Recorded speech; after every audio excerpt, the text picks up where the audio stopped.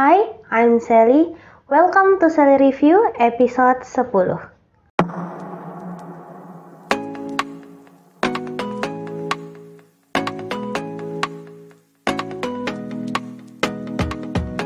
The Watcher bermula dari kecelakaan Krishna ketika futsal di sekolah. Kakinya patah dan dia harus beristirahat di rumah dengan menggunakan kursi roda.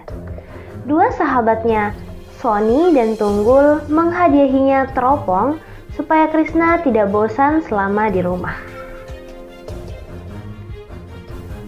Alhasil, teropong itulah yang menemani hari-harinya di rumah.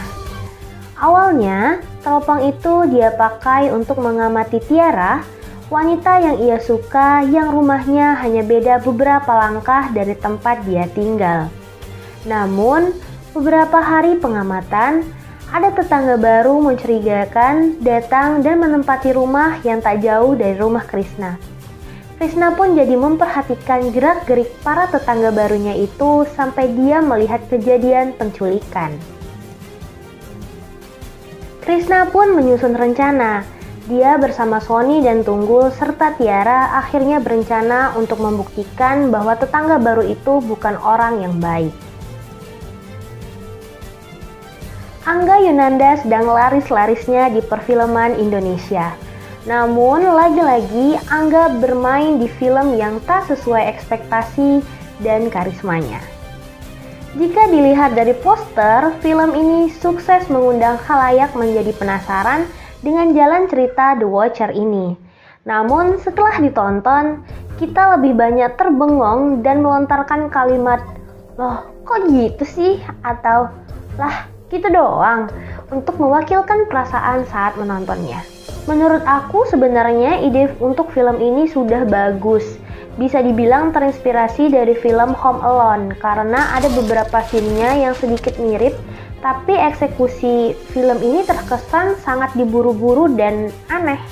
Ini film pertama yang aku tonton di mana penjahatnya lempeng aja gitu dan semudah itu untuk mengakui kesalahan. Adegan mendekati ending di mana Angga atau Krishna membongkar kejahatan Robert yang ternyata merupakan mantan penjahat penjual bayi. Itu adegan yang hampir membuat aku terpana, tapi malah sebaliknya. Merasa menyesal membuang waktu 1 jam 30 menit hanya untuk melihat ending yang ya udah gitu. Aku tidak punya pendapat lain tentang film ini, aku hanya berharap film Angga selanjutnya akan lebih baik dan dapat memukau penonton dengan ide serta eksekusinya. Namun tentu film ini tetap punya pesan buat kita, yaitu yang pertama, dalam kehidupan bertetangga kita harus lebih empati dengan sekeliling. Mungkin saja tanpa kita sadari ada yang membutuhkan pertolongan namun tak bisa disampaikan secara langsung. Yang kedua, don't judge book by its cover. Yang terlihat baik belum tentu baik dan yang terlihat jahat belum tentu jahat. Jangan terlalu cepat untuk menilai orang lain karena kita tidak pernah tahu background atau perjalanan hidupnya. Untuk kamu yang sedang pusing dengan tugas dan masalah lainnya, mari duduk sejenak dan tenangkan diri dengan menonton film ini.